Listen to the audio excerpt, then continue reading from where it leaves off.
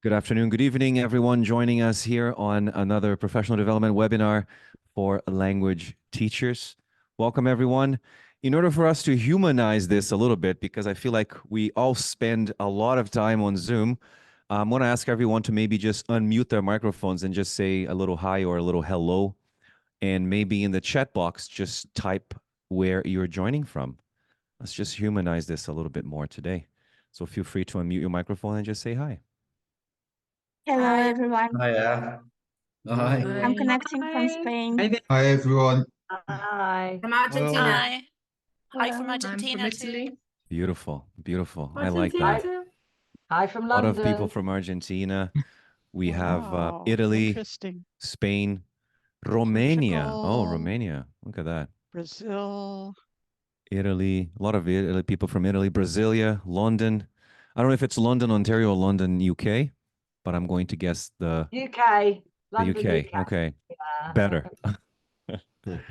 All right, everyone. Well, thank you for being here. We're very excited to have the one and only Donna Brinton. I don't know how many of you know much about her work, but Donna was a guest in our most recent episode of the Teacher Talking Time podcast. If you haven't had a chance to listen to that episode, I highly recommend that you do. We also just found out today that Donna has Canadian roots, so she is very Yeah. much like one of us. And I'm going to pass on the mic to Michael, who is going to talk a little bit about us, and I will come back later to introduce our presenter. Yes, hi everyone. Welcome. It's nice to see some familiar faces here, and nice to see some new faces. So if you're new to us, actually, you can even let us know in the chat if this is your first webinar with us. Welcome. And just to tell you a little bit about ourselves, yeah, we've been together as a team since 2016. We really just aim to help people find that connection between their professional development as well as their freelancing careers and designing businesses for themselves, courses that they can use as an asset to kind of further their careers in addition to the students that they're currently teaching. Yeah, next, Leo. That's all right. So again, the reason we have Donna here and is because we're really quite passionate about really finding that nexus point between theory, research, and personal practical knowledge. And that's really been the main impetus for why we started to do this when we were just working together in Toronto, hosting little evening PD sessions, and why we really started the podcast to kind of build those bridges between all of the great work that's being done out there in the world by experts, by other practitioners in the field, and really providing a platform for again, this kind of cohesion and interaction between these three pillars to take place.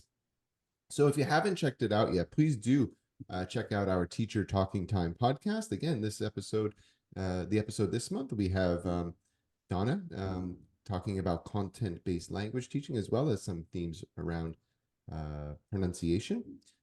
In addition, if you'd like to learn a little bit more about what we do and some of our other approaches to professional development and starting your own teaching business, please subscribe to our Thriving Teacherpreneur newsletter, which is a weekly newsletter, which really gives two things. It gives you a little bit of a window into what we're doing, but also some actionable tips for getting started yourself. And if you'd really like to take some of those great funds of knowledge that you've developed over your career and turn them into something that you can perhaps sell and monetize, then please sign up for our free downloadable here, which is a great little guide to help you get started in mapping out your own ideas for a course that you might like to design and teach yourself. And if you already have an idea about a course and you'd really like to get started and really test the water, so to speak, and get that proof of concept, then please sign up for our 5 and 30 boot camp, which is basically a boot camp as advertised to help you take those ideas for your first course and to get that proof of concept out in the world and to get those first 5 clients so that you can start to move forward with some other sources of professional development and income.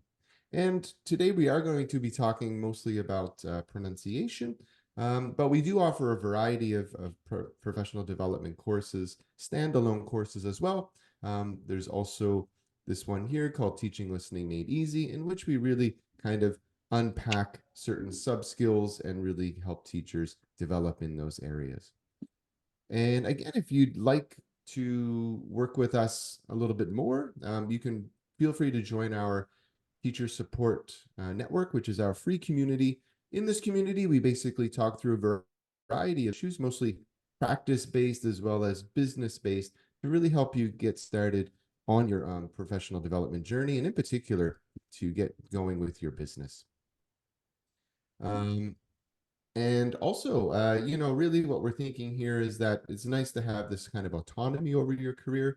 So if you do sign up for our Teacher Support Network and you have an idea for a business, then we also have our Teacher Accelerator program, which is a program that can take your business to the next level.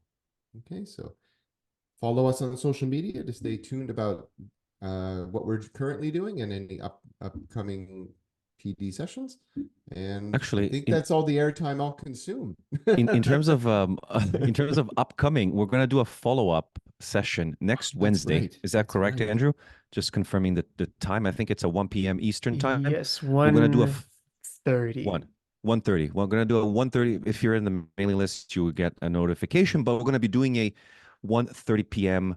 follow-up next Wednesday, where we're going to be talking about everything that Donna is going to be sharing with us today. And we're going to talk about how that can actually be applied into the creation of a course. And let me first tell you a little bit about our guest, because I think she deserves a longer introduction, but we don't have a lot of time because I feel like we've spent a lot of that time already in the interview on the podcast where Donna was able to tell us more. But to those of you who don't know, Donna is a private educational consultant who is currently based in beautiful Los Angeles.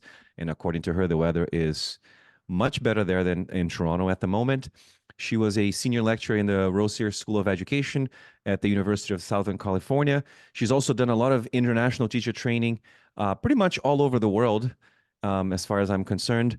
And her areas of expertise, of course, include materials and curriculum development, program evaluation, TESOL methodology. Today, she's going to be talking about teaching pronunciation. In the podcast, we explored a lot of content-based instruction in English for specific purposes. Donna also wears different hats. She's also a very accomplished writer.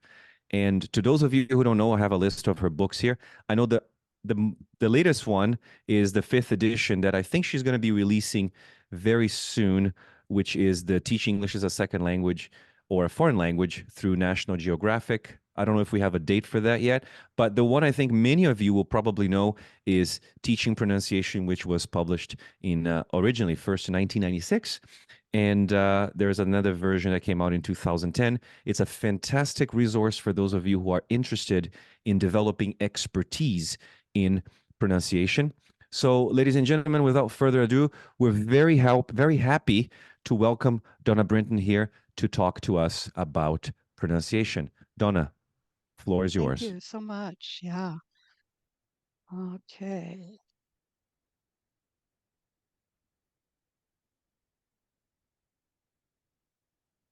Can you confirm that you can see the screen? Okay, perfect. All right. So welcome everyone. And it was wonderful to see all the different areas that you live in and are some of you probably staying up very late to see this or getting up very early. I'm really impressed. Very, very special welcome then to this webinar, Beyond Slip versus Sleep, Diagnosing Pronunciation, in which I'm going to explore the evolution of second language diagnostic assessment and highlight how these practices can be integrated with communicative language teaching.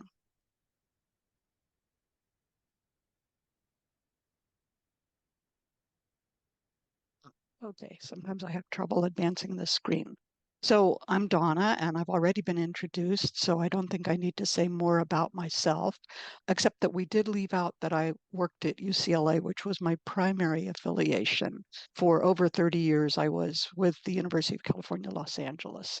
And then after that, after I quote unquote retired, then I worked for USC. So some of you may be familiar with the illustration here. Don't slip on the floor, don't sleep on the floor, but I'm going to be saying a lot more about this and other ways of assessing pronunciation. Some of them rooted in practice, some of them sort of more exploratory. And I really want to say a special thanks to our hosts who I just recently got to know, and I think they're marvelous, marvelous people. So thanks very, very much to Andrew, Mike, and Leo for having me and for hosting me not only in the interview that we did, but also for this webinar. Okay, I have to move quickly because I'm told we have only about 35 to 40 minutes. So here's a real quick overview of what I'm going to be talking about. I'm going to start by putting diagnostic assessment in focus and basically then defining what we mean by diagnostic assessment. We'll be looking very closely at the audiolingual legacy of diagnostic assessment, both in terms of how audiolingualism assessed perception and how it assessed production. And then we'll be looking at how communicative language teaching has impacted diagnostic assessment and how it viewed the previous practices from the audiolingual era. And then I'm going to sort of sum up by looking at current practices that I think show promise and reassessing a little bit at the end where we're at. So let's start by putting diagnostic assessment in focus. What do I mean by diagnostic assessment? First of all, maybe even before we get into that, just one point I want to sort of underscore, and that is that pronunciation assessment is fairly unique in terms of language skills. Here's what we had to say about it in our teaching pronunciation book.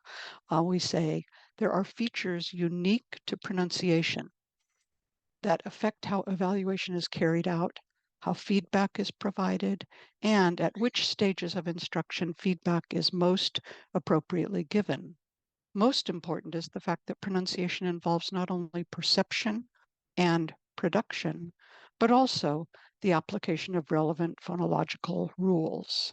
So I'm going to be talking about perception and about production and how we assess these two areas of pronunciation.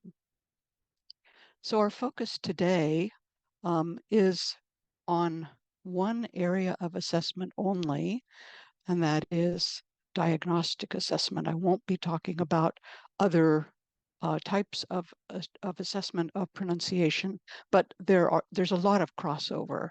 I think I chose to focus on diagnostic assessment because that's where my feelings are the strongest that we need to make some changes in practice. So what do I mean by diagnostic assessment? First of all, it's a needs assessment that enables the teacher to evaluate the perception and production of learners. And it's typically done at the outset of a course, or if you're working with private students, then it would be done when you first begin working with those learners. It provides us with a fairly detailed portrait of the learner's proficiency for the purposes of screening, course placement, and curriculum alignment. It gives us a roadmap as teachers that allows us to determine learners' pronunciation needs, again, as I mentioned, at course outset. And then it's a starting point of a larger cycle of effective teaching practice wherein both the teacher and the learners become aware of those aspects of the learner's pronunciation that require work.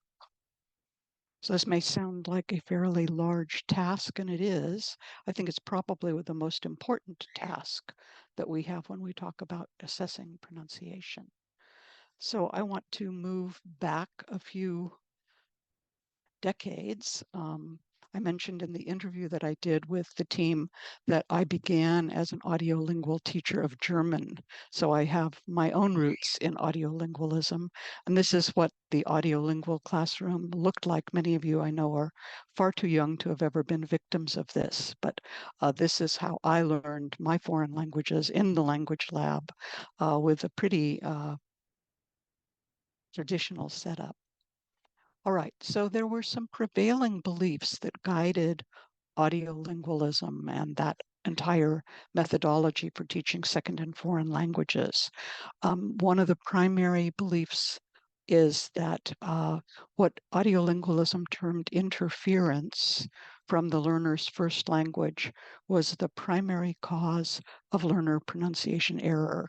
So, for example, if the language that the learners were coming from did not have the two TH sounds of English, that would be a primary cause for learner pronunciation errors in trying to pronounce the and the in English. A second prevailing belief was that perception strongly influenced production. So here, for example, if the language did not contain the contrast E versus I, then the learners would have difficulty hearing the difference in English between beat and bit or seat and sit. And then final sort of prevailing belief was that our goal as pronunciation teachers was to attain near native or native-like pronunciation skills for all of the students in the class, which today I think we pretty much realize is not a realizable goal.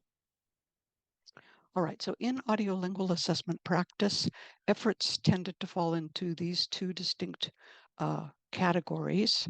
First of all, those that focused on whether the learners could hear a distinction in spoken language, in other words, the assessment of perception.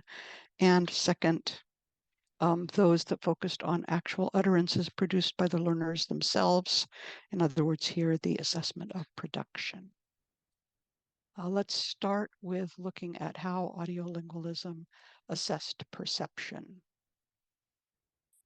So the focus of assessment in pronunciation is varied. We may be looking at how the learners can produce the vowels of English, the consonants of English, its intonation contours, word stress patterns, and connected speech. So these are the sort of main areas that fall under this rubric of pronunciation assessment. And in audiolingualism, there was a very heavy emphasis on vowels and consonants, so that these other three areas were often ignored or not focused on in any particular fashion. So don't be surprised if most of what you find is looking at, can the learners produce the vowels of English and the consonants of English? Here's a classic kind of example where you might be asking the learners in terms of the perception, listen to the following utterances. You'll hear each utterance twice. Circle either A or B, depending on the utterance that you heard. Reach, rich, send, then, bang, bank. Or in terms of the minimal pair sentences, don't sleep on the floor, don't slip on the floor, which is why I chose that as a title. She likes jello, she likes yellow. What a beautiful reef, what a beautiful wreath. So the learners would hear only one of these and they would have to circle either A or B. Classic minimal pair task for the assessment of perception of vowels and consonants. Here's one that falls a little bit outside of vowels and consonants.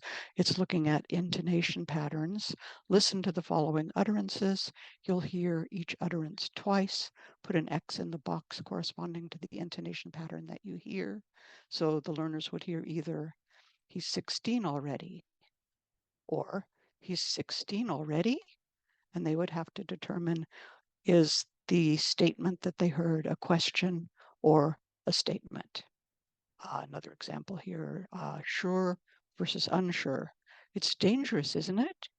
Versus it's dangerous, isn't it?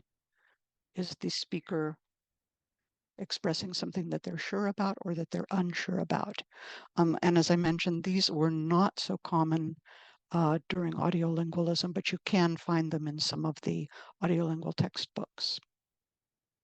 Here's a listening script, also kind of an unusual one, this one from Don Bowen's book, where the learners, and this is actually connected speech, the learners have to write the second word that they hear, and they hear each utterance twice. So, did you eat yet? Help her to the car. What does he think about it? There are no wrong answers, and the correct second word here would be you for number one, her for number two, but these are difficult to hear because of connected speech features in English. And then one more here where you circle the correct stress pattern. Either does the stress fall on the first syllable, pleasure, or pleasure? The correct answer there being on the first syllable. So these are just classic examples of items in a test that would be assessing the learner's perception. We'll move on to assessing production. Again, here we're only talking about the audiolingual era, but I'll be showing the connection between audiolingualism and more current ways of looking at teaching pronunciation in communicative language teaching. So this is the classic diagnostic passage, this particular one from Cels-Murcia et al., 2010, where the learners listen first to a recording of the diagnostic passage read by a native speaker, and they have time to practice it.